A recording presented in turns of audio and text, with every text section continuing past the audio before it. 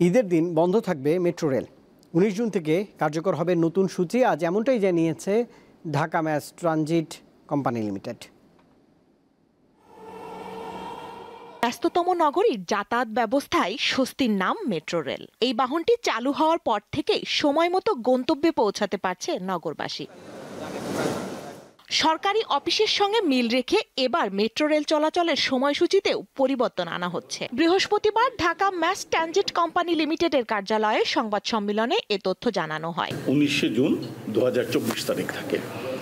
এটার সাথে আমরা সামঞ্জস্যপূর্ণ করে আমাদের মেট্রো রেলের যে হেডওয়েটা আছে, আমাদের যে শিডিউলটা আছে, এই শিডিউলটা আমরা পরিবর্তন করেছি। সময়ের পরিবর্তনের সাথে সাথে আমরা পিক এবং অফ পিক আওয়ারটাকে অ্যাডজাস্ট করেছি। আমরা চেষ্টা করেছি যে যখন অফিস আওয়ারটা শুরু হয় তার পিছনের দিকে কম বেশি 2 ঘন্টা এবং সামনের দিকে কম বেশি 2 ঘন্টা, এটা হিসাব করে যাতায়াতের জন্য আমরা এটা ঠিক করেছি।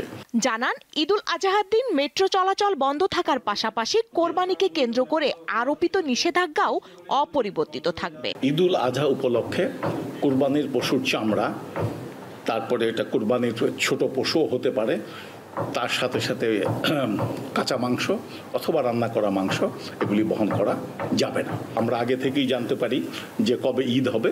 সেই উপলক্ষে 17 তারিখ আমাদের মেট্রো ট্রেন বন্ধ থাকবে। পাবলিক হলিডেতে সকালের অংশটাতে 3 মিনিট বৃদ্ধি করা হয়েছে। তবে 1 জুলাই থেকে মেট্রো রেলের টিকিটে ভ্যাট যুক্ত হবে কিনা তা এখনো ঠিক হয়নি বলে জানিয়েছেন ডিএমটিসিএল এর ব্যবস্থাপনা পরিচালক। স্বস্তিকা সিংহ, দীপ্ত সংবাদ, ঢাকা।